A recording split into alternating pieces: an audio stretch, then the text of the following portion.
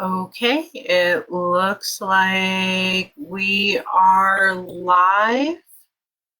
Um, Hi everybody. How are you?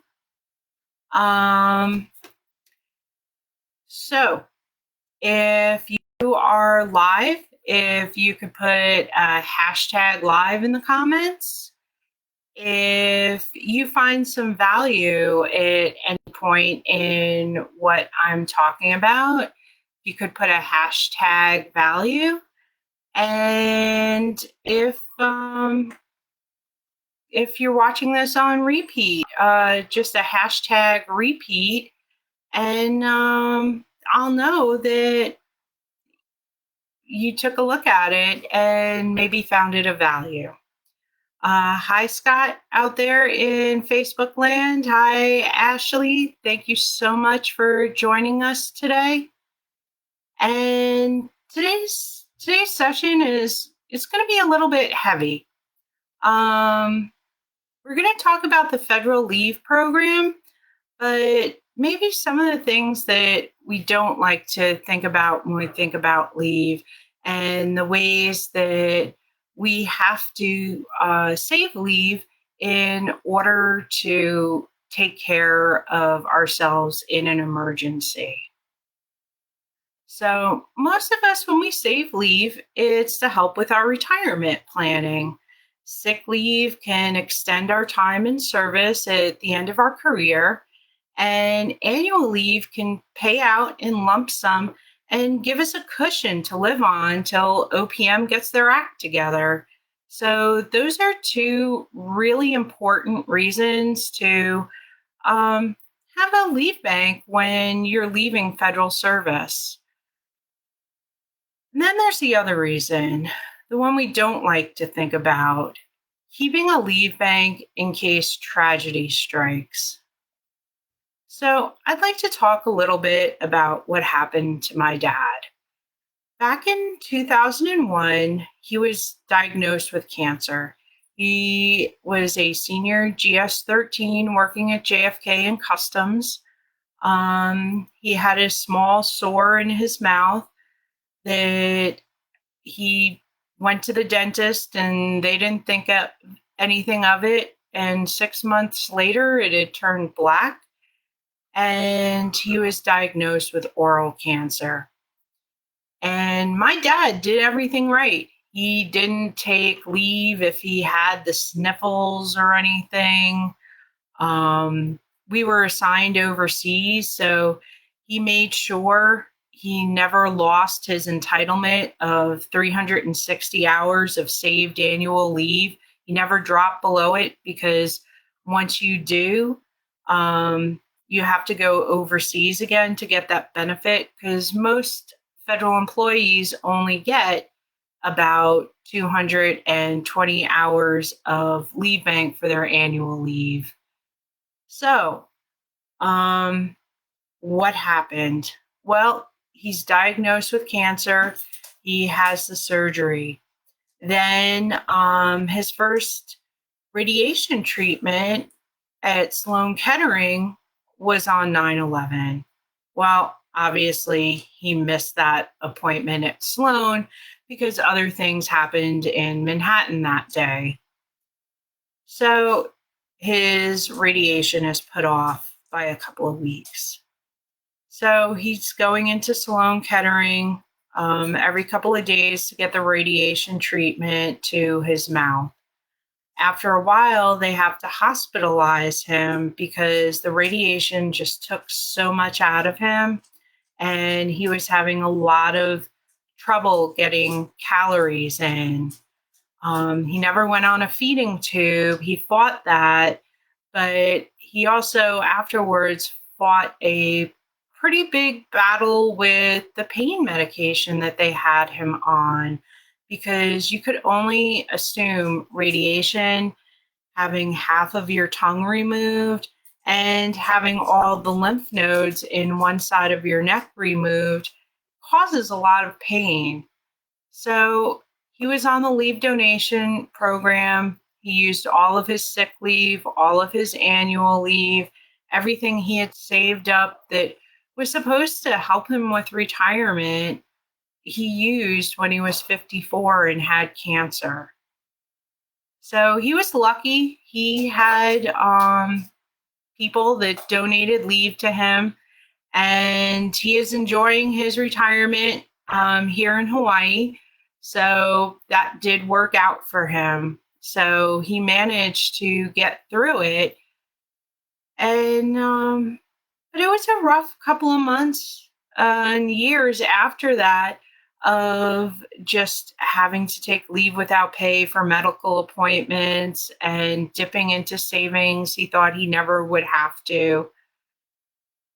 So, but he's not the only one I've come across in my career. And that's why talking about the leave donation program and some alternatives that you can add to your arsenal is so important to me and personal to me. When I lived in Italy, I watched my supervisor, my friend, a man who is a beloved member of my career community, die at his desk. He thought he just had some gastrointestinal problems, and he went to the doctor and found out that he had colon cancer that had metastasized. Him and his wife were going to finally do an Alaska cruise when he got better. It was their dream vacation. They never made it on the cruise, and he never retired because he needed those federal benefits to keep his wife and his medical treatments and the life insurance that he only had through work. So he was still an employee when he was dying in his hospital bed. In Hawaii, I watched another man who had dedicated his life to public service do chemo in the morning and come into work in the afternoons. His hobby was fixing watches, and he would always have a box of repaired watches that every time you went into his office, he'd show them to you and offer you one. He just had a heart of gold. And I think that was his retirement dream, was to fix those watches and other timepieces. So he did retire, but I lost contact with him. And I'm not sure how long after his retirement that he lasted, but he could have had a longer retirement if he had some things set up. So let me ask you a few questions. So, when you're planning on how to use your leave balance, what happens if you get a serious illness more than once? What happens if your agency does not have a leave bank or you exceed your share of hours? Will enough people donate leave to you while you're on leave without pay? What happens when you're better? Sorry, family, you'll have to go to Disney without me. I don't have any annual leave for the next 2 years because I used and advanced everything when I was sick. Well, working 52 weeks straight with no leave, and then maybe another straight 26 weeks or so to build up your leave bank to take a vacation, will that stress play a role in you getting sick again? Will you have to take leave without pay to take care of a sick child for the next year? Or even worse, will you have to borrow from your TSP to make ends meet if you need to take leave without pay and then work a couple of extra years in order to pay that money back? Is there a way to mitigate this hardship that is not a huge financial burden? Yes. Yes, there is. There is good news at the end of this very sad story that I'm telling. So, how? You can take advantage of riders on life insurance policies or their living benefits to access the death benefit when you're still alive. I'm not talking about taking out $1 million life insurance policy that's fully underwritten.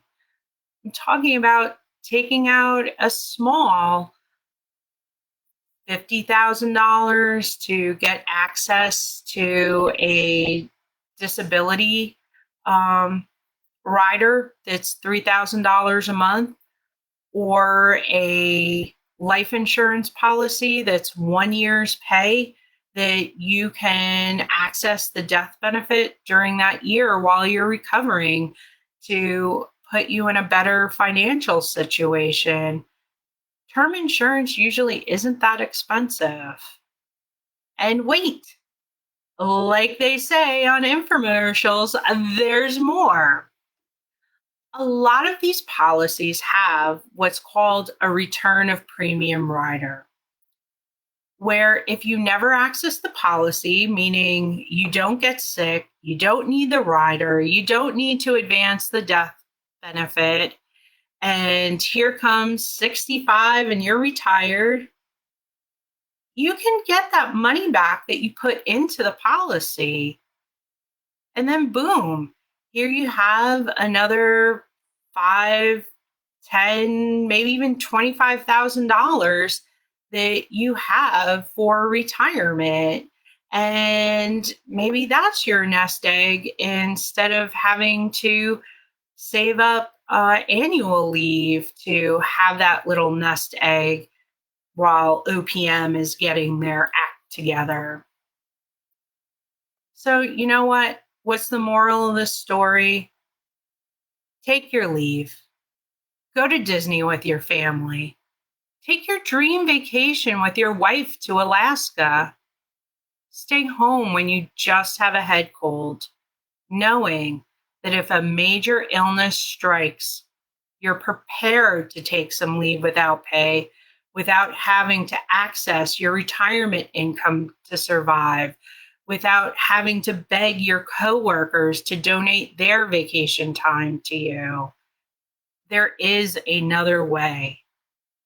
Most of us, if you're anything like myself, embarked on a civil service career because we knew it came with safety nets, like paid sick leave, a pension, health benefits, and job stability. So let's talk about making that safety net just a little bit bigger and make sure, even though you might have to take leave without pay for a major illness, you still have a steady stream of income. So that's what I have today. And I know it was a little heavy, guys, but I hope these stories help you make some decisions and take a look at what financial planning you have in place in case something happens. And I'd be glad to have a conversation with you free of charge to see if there's anything out there that makes sense for you.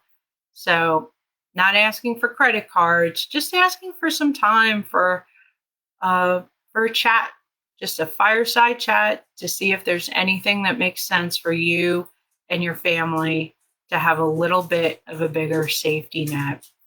So until next week, live 3 p.m. Eastern with me, and you saw behind me my dog Coco, and we're here to help you. All right. Bye, everybody, and thanks for sticking with me.